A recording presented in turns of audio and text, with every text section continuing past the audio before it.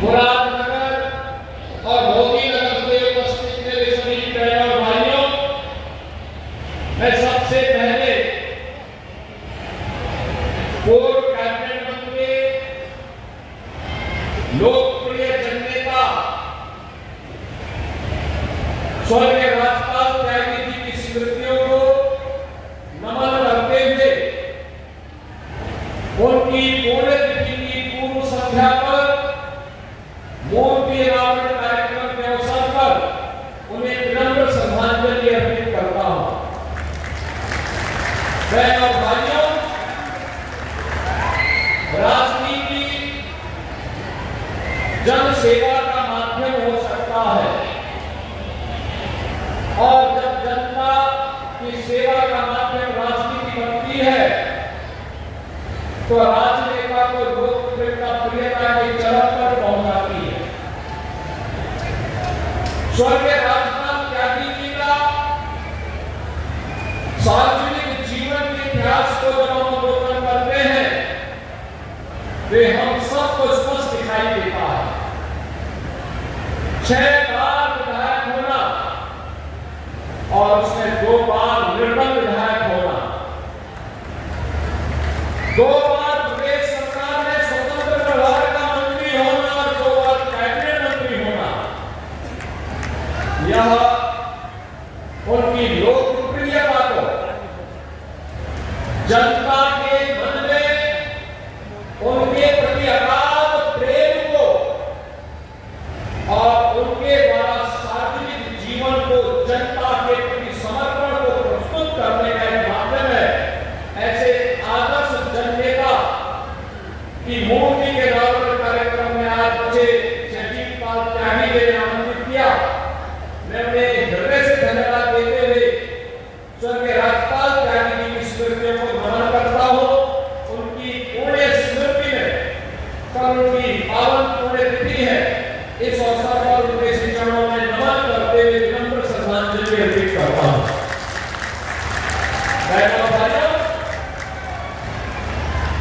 माता पिता का प्यार और उनकी साधना उनके पुत्र के कार्यों में झलकती है। आज उनके माता और पिता का जो तपस्या, जो साधना है, लोक कल्याण के प्रति समर्पण का भाव है, आज उसी का परिणाम है। श्री अजीत पाल त्यागी लगातार यहाँ से विधायक बन करके अपने पिता के कार्यों को निरंतरता प्रदान कर रहे हैं। आप सबका जो उत्साह, उस प्रेम को और उस सेवा को आज यहाँ पर प्रस्तुत कर रहा है। बहनों भाइयों, आज मुझे गाजियाबाद में आने का अवसर प्राप्त हुआ। गाजियाबाद अपनी पहचान करने वाला एक जनपद, भगवान बुद्धेश्वर नाथ का पावन जनपद। हिंडा नदी जिस जनपद को विसिंचित करती है, अपनी हस्तशिल्प के लिए जगविख्यात गाजियाबाद जनपद, लेकिन एक दशक पहले गाजियाबाद जनपद की स्थिति क्या हो गई? दिल्ली का प्रवेश द्वार हो गया था और प्रवेश द्वार की स्थिति कैसी थी? जिसके नाम लेने से लोग भयभीत होते थे, आने का साहस नहीं करते थे। गंदगी यहाँ की पहचान थी, यहाँ की गुंडागर्दी पे फिल्में बनती थी। लोग गाजियाबाद के नाम पर ईमान करके चलते थे, तो एक बहुत गंदा शहर है, भय और कसम का माहौल था, अराजकता चरम पर थी। लेकिन आज का गाजियाबाद, आपने पैदल भाइयों 10 वर्ष पहले गाजियाबाद में अराजकता, गुंडागर्दी और गैंगवाद के संघर्ष को भी यहां देखा है और आज सुशासन के मॉडल के तहत आज का नया गाजियाबाद जो पहचान बना रहा है, वह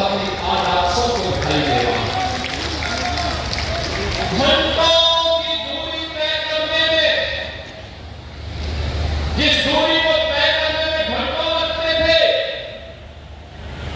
आज उस दूरी को तय करने में गाजियाबाद के अंदर मात्र कुछ मिनटों में आप उस दूरी को तय कर सकते हैं। कोई सोचता था गाजियाबाद के अंदर इतनी अच्छी सड़कें बनेंगी, गाजियाबाद नगर निगम इतना साफ सुथरा होगा, देश की पहली रैपिड रेल दिल्ली मेरठ के बीच में चल पाएगी। जब मैं मुख्यमंत्री बना उसके पहले से प्रस्ताव चल रहा था, लेकिन पिछली सरकार को विकास से फुर्सत नहीं थी। समाजवादी पार्टी की सरकार थी, उन्होंने निर्णय नहीं लिया। एक प्रकार से उन्होंने नकार दिया था कि नहीं, हमें रैपिड रेल नहीं चाहिए, क्योंकि इसमें 32,000 करोड़ रुपए का निवेश लग रहा था। मैं मुख्यमंत्री बना, एक प्रस्ताव मेरे सामने आया। मैंने कहा पिछली सरकार ने क्या निर्णय लिया? उन्होंने कहा पिछली सरकार ने नकारात्मक रूप से लिखा। मैंने कहा नहीं, इस प्रस्ताव की आवश्यकता मूवमेंट की फोटो अधिकारियों ने कहा कि साहब इसमें 32,000 करोड़ रुपया लगना है, पैसा राज्य सरकार को भी देना है, केंद्र सरकार ने उतना ही पैसा देगी जितना राज्य सरकार देगी। क्या राज्य सरकार दे पाएगी? मैंने कहा जरूर देगी, चिंता मत करो। ये सब जनप्रतिनिधि मेरे पास आए, मेरा और गाजियाबाद के सभी जनप्रतिनिधि मेरे पास आए। डॉक्टर मधु श्रीवास्तव जी आए थे, जयजीत त्यागी जी भी आए थे, अतुल गर्ग भी आए थे, सुनील शर्मा भी आए थे। ये सभी लोग मेरे पास आए थे। उन्होंने कहा था, और नंदकिशोर गुर्जर भी आए थे, कह रहे थे कि उसकी एक रेखा पूरा बोलने की तरफ भी जानी चाहिए। आज मुझे लगता है हमने सत्र में निर्णय लेकर के अच्छा किया। 3 घंटे की दूरी को हटा करके केवल 40 मिनट कर दिया है। 40 मिनट आज मेरठ से आप चलेंगे, मेरठ से चलेंगे और मात्र 40 मिनट में दिल्ली पहुंच जाएंगे। मुरादनगर और गोलीनगर तो और कम समय में आप पहुंच सकते हैं। यहां से यात्रा को आगे बढ़ा सकते हैं। कोई सोच सकता था 12 लेन का एक्सप्रेस वे बनेगा, आज वह भी साकार हुआ। कोई सोचता था गाजियाबाद में, हिंडन में सिविल टर्मिनल बनेगा, आज वह भी साकार हो गया है। अब गाजियाबाद के लोगों को देश के अंदर कहीं यात्रा करने के लिए इंदिरा गांधी इंटरनेशनल एयरपोर्ट जाने की आवश्यकता नहीं पड़ती है, हिंडन में ही उन्हें वायु सेवा प्राप्त है। कोई सोचता था कि विकास की प्रक्रिया में गाजियाबाद के अंदर इतनी अच्छी सड़कें बनेंगी, लेकिन वहां संभव हुआ। यही तो सुशासन का मॉडल है, और जिसे 12 वर्ष से लगातार देश के यशस्वी प्रधानमंत्री श्री नरेंद्र मोदी जी के द्वारा देश को दिया गया है। ये मॉडल याद रखना, सुशासन तब आता है जब कानून का राज आता है, और कानून के राज के लिए अपराध और अपराधियों के प्रति जीरो टॉलरेंस की नीति अत्यंत महत्वपूर्ण होती है, कारगर साबित होती है। जहां सुरक्षा होगी वहां सुशासन आएगा, जहां सुशासन आएगा वहां समृद्धि आएगी, और जहां समृद्धि आएगी वहां विकास अपने आप दौड़ता हुआ दिखेगा, वहां निवेश आएगा, वहां रोजगार का सृजन होगा, नौजवानों के हाथों को काम मिलेगा। आज गाजियाबाद एनसीआर का सब कुछ, अब उसका वो ही नहीं है, प्रवेश द्वार ही नहीं है। अब दिल्ली के ग्रोथ इंजन का काम गाजियाबाद करना है, ग्रोथ इंजन के रूप में अपनी भूमिका का निर्वहन गाजियाबाद करना है। बहनों, ये तब संभव हो पाया है जब अच्छे जनप्रतिनिधियों को आपने चुनकर के भेजा, अच्छे लोगों को चुनकर के भेजा है, परिणाम आपके सामने आया है। और अभी तो आज कुछ शिलान्यास हो रहे हैं, कुछ की बैठक मैंने ले ली है, उस बैठक में फिर पैसा आ रहा है, और पैसा यहाँ की गति को और तीव्र गति से आगे बढ़ा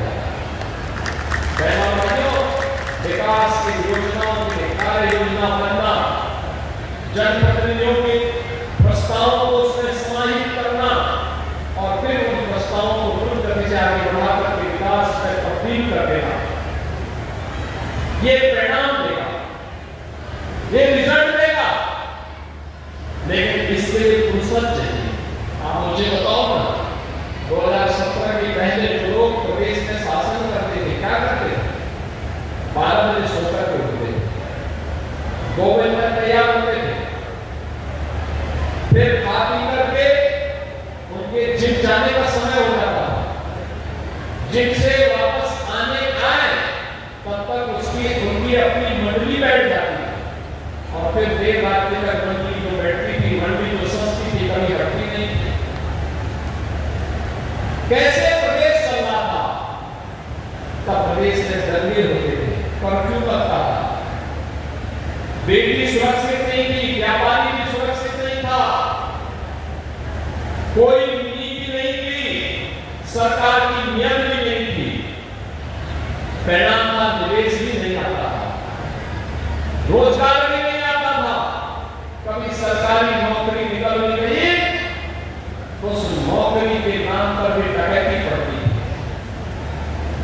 मुझे अफसोस होता है, कांग्रेस की सरकार में स्वर्गीय राजीव गांधी जी प्रधानमंत्री थे, उन्होंने कहा था कि मैं 100 रुपए बेचता हूं, नीचे का रकम का पहुंचता है।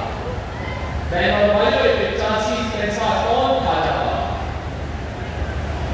85 हिस्सा कौन खा जाता था?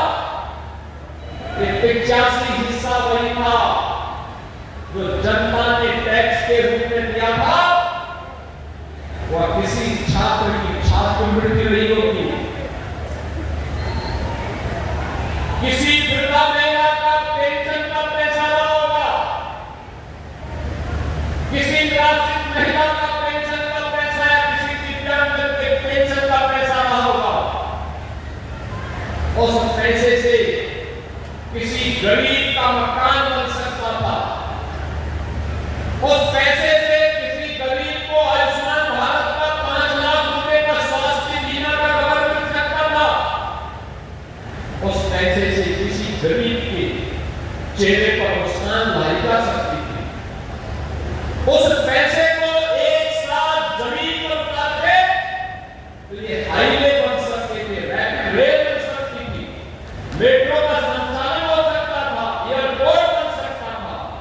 लेकिन इस 85 पैसे को जमीनी धरातल पर उतारने के पहले ही कांग्रेस और समाजवादी पार्टी के लोग डकैती डाल देने का काम करते थे। पैसे में पहले ही डकैती पड़ जाती थी तो जनता के पास कहां से पैसा था? गरीब को कहां से राशन मिलता? गरीब को कहां से आयुष्मान भारत की सुविधा का लाभ मिलता? गरीब को कहां से निराश्रित महिला या वृद्धावस्था पेंशन का लाभ मिलता? इसके लिए प्रयास करने पड़ते हैं, प्रयास करना पड़ता है, तब परिणाम आता है। और आज परिणाम के लिए ये डबल इंजन की सरकार, एनडीए की सरकार, प्रधानमंत्री मोदी जी के मार्गदर्शन में, उनके नेतृत्व में कार्य करते हुए आज उस परिणाम को देने का कार्य कर रही है।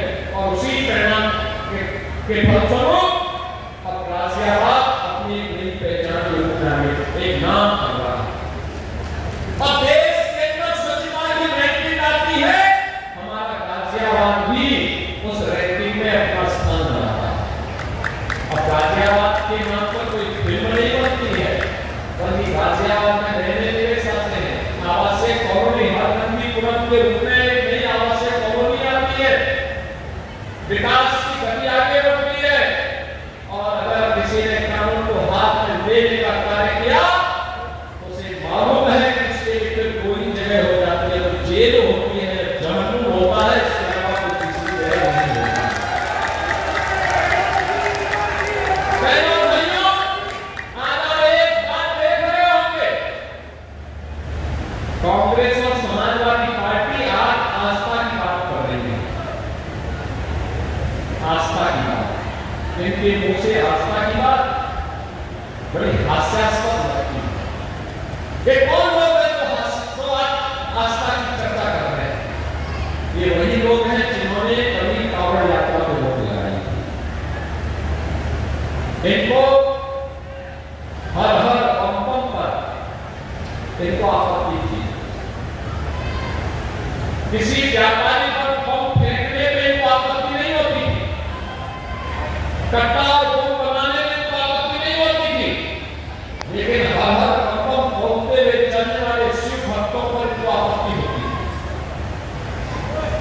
इनको इस केसरिया रंग से ही चिढ़ होती थी। ये वही लोग हैं जिन्होंने श्री कृष्ण जन्माष्टमी के पर्व और त्योहार को रोका था, जिन्होंने रामनवमी की शोभा यात्रा को प्रतिबंधित किया था, जिन्होंने दुर्गा पूजा के पंडालों पर रोक लगाने का काम किया था। ये वही सपा है, ये वही कांग्रेस है। मैं 17 में आकर के गौरव का जब कांवड़ यात्रा का समय आया, बैठक हो रही थी, पुराना शासनादेश निकाला गया, तो शासनादेश ने कहा कि कांवड़ यात्रा से धक्के हो सकते हैं, इसलिए उसको रोका जाना चाहिए, और कोई निकलता है तो घंट घड़ियाल सब इन सबको रोका जाना चाहिए। अधिकारी मेरे पास लेके आए, मैंने कहा क्या आप लोगों ने तैयारी की है? उन्होंने कहा साहब ये होता रहा है, शांतिपूर्वक से निपट जाएगा, उसके बाद तो करने की आवश्यकता नहीं पड़ेगी। मैंने कहा भी नहीं, ये कांवड़ यात्रा है, नोट करना, शिव भक्तों की यात्रा, देवादिदेव महादेव के प्रति समर्पण की यात्रा है। हर तबके का व्यक्ति जाता है, दलित भी, वंचित भी, पिछड़ी जाति का व्यक्ति भी, हर शिव भक्त मस्ती के साथ भगवान शिव के भक्ति में लीन होकर इस यात्रा में भाग लेता है। हमारा काम उन्हें सुविधा देना है, सुरक्षा देना है। हम सुरक्षा दें, हम सुविधा दें, और कहीं कोई प्रतिबंध नहीं करना है। लोगों ने कहा सब धंधे होंगे, मैंने कहा उसके लिए मैं चिंता हूं, कोई धंधा नहीं, कोई धंधा नहीं होगा। उसके कारण नहीं करेंगे, क्योंकि मैं जानता हूं सच्चा भक्त कभी अनुशासन निभा नहीं करता है।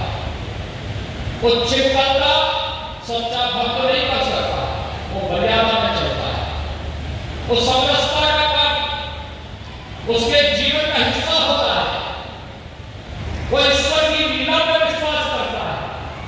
कहा मैंने कहा यात्रा होगी, और बहनों भाइयों आप देखते होंगे देश के अंदर सबसे बड़ी कांवड़ यात्रा कहीं से निकलती है, तो यात्रा निकलती है हरिद्वार से गाजियाबाद के बीच में।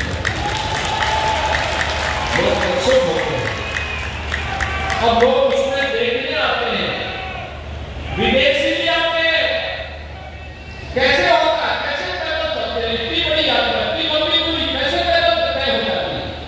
ये भारत के प्रति संभव है। जिन्होंने आस्था के इस महत्व को नहीं समझा था, वे कभी राम मंदिर का विरोध करते थे और कभी कांवड़ यात्रा का विरोध करते थे, श्री कृष्ण जन्माष्टमी में रोक लगाते थे। लेकिन आज मैं कह सकता हूं अब कोई कांवड़ यात्रा को रोक नहीं सकता है, क्योंकि शिव भक्त अब मजबूती के साथ आते हैं। बहुत शीघ्र फिर से कांवड़ यात्रा आने वाली है। मेरी अपील होगी सभी कांवड़ संघों से, सभी शिव भक्तों से, यह आयोजन हमारा अपना, उसकी मर्यादा को, उसके अनुशासन को हमें स्वयं बना के रखना। हमें किसी को, किसी विरोधी को अवसर नहीं देना। बाकी तो गवर्नमेंट की सरकार सारा काम करेगी, सारा काम करेगी, कोई समस्या नहीं आएगी, लेकिन हम अपने स्तर पर कहीं भी कोई अनुशासन भंग न करें। बेहतर समन्वय प्रशासन के साथ आप बना देंगे तो भव्य तरीके के साथ हम इस कांवड़ यात्रा को निकालने का प्रबंध करवा देंगे, और अब तो कांवड़ मार्ग ही बन गया है यहां से हरिद्वार तक। और बहनों भाइयों, ये होती है आस्था को सम्मान। आस्था को सम्मान हुआ है तो दुग्धेश्वर नाथ मंदिर में आज एक कॉरिडोर का निर्माण हो रहा है, और पूरा महादेव में आदि योगी की भव्य प्रतिमा में भव्य कॉरिडोर का निर्माण हो रहा है। राजकुमार सामान जी यहाँ पर भव्य कॉरिडोर का निर्माण हो रहा है।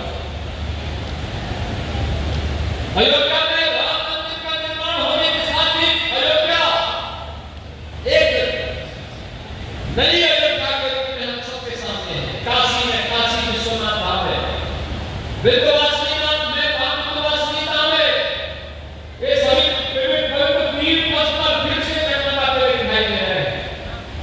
ये है आस्था का सम्मान। आस्था वो नहीं होती है जिसको सपा और कांग्रेस वोट बैंक के लिए बनाना चाहते हैं। और बहनों भाइयों, आज मैं इस अवसर पर आप सबके बीच में आया हूं आपसे कहने के लिए। मुझे लेखपाल त्यागी जी ने कहा कि मेरे पूज्य पिता की पुण्यतिथि है, उनकी मूर्ति का अनावरण होना है। मैंने कहा मैं कहीं भी होगा मैं जरूर आऊंगा, चिंता मत करिए। ऐसे राजनेता को जिन्होंने जनता के दिल में स्थान बनाया है, प्रदेश सरकार ने अपनी सेवा दी है, ऐसे स्वर्गीय लेखपाल त्यागी जी की इस भव्य प्रतिमा के अनावरण कार्यक्रम में आज मुझे आने का अवसर प्राप्त हुआ है। और इसी बहाने मुरादनगर और मोदीनगर की विकास परियोजनाओं की 668 करोड़ रुपए की लंबी परियोजनाओं का यहाँ पे लोकार्पण और शिलान्यास होगा।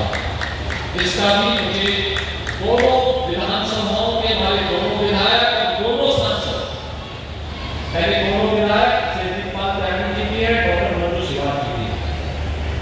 सांसद गाजियाबाद से हैं शेतुल गर्ग जी और बागपत से हैं सिराजकुमार सांगवान जी। इन सबके साथ साथ इसका लाभ इन दोनों विधानसभाओं की जनता जनार्दन तो लेगी ही, पूरा गाजियाबाद लेगा और इन सब मार्गों से गुजरने वाली हर जनता लेगी।